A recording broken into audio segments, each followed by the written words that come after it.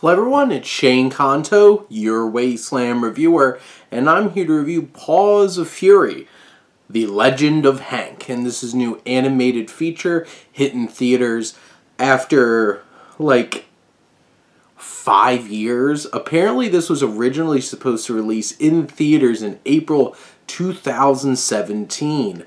And might explain why, you know, like, Mel Brooks was in this, involved, and sounded pretty good. And I guess that was back when he was like 90 and not like 95 years old. And this film focuses on, this is actually a remake of Blazing Saddles, except instead of white people, they're cats. Instead of black people, they're dogs. And instead of cowboys, they are samurai. They went there. Didn't know that going in. Had no idea that Mel Brooks co-wrote this screenplay. But if I did, I probably would have been so much more excited going into this film. And knowing now this is supposed to be this way, because I'm sitting there watching this movie, I'm like, it's Blazing Saddles. They make that joke. And they make that joke. And they make that joke. And they have that plot point.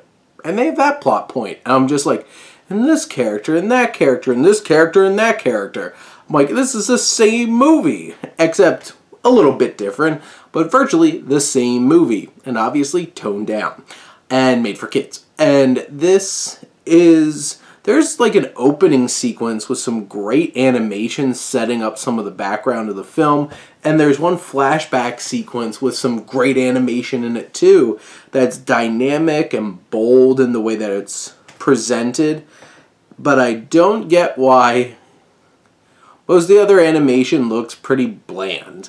And I'm just like, fine, it looks fine, but it made me sad knowing that there was even better animation going on in some other sequences in the film.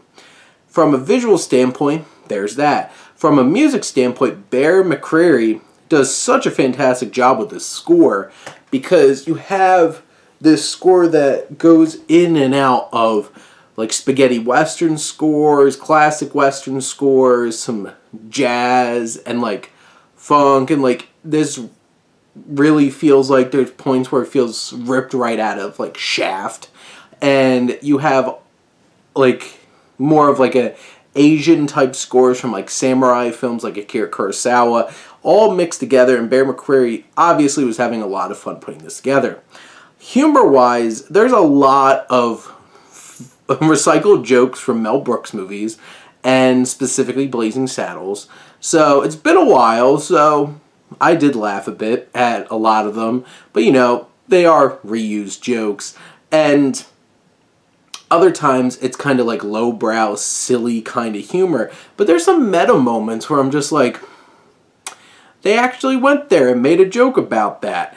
And you had the voice cast, like Cera is fine as Hank, doesn't bring a ton to it, but Samuel Jackson as Jimbo, and somebody says, you Jimbo, yo Jimbo. They went there, they went there. It's good to be the Shogun. There's no business like Shogun business. I just gonna keep ripping them off, aren't I? So Samuel Jackson brings a lot of personality to his like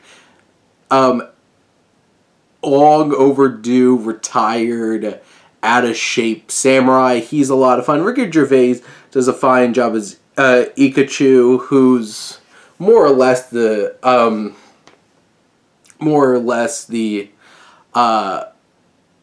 that character like of Hedy Lamarr, and he's not Harvey Korman.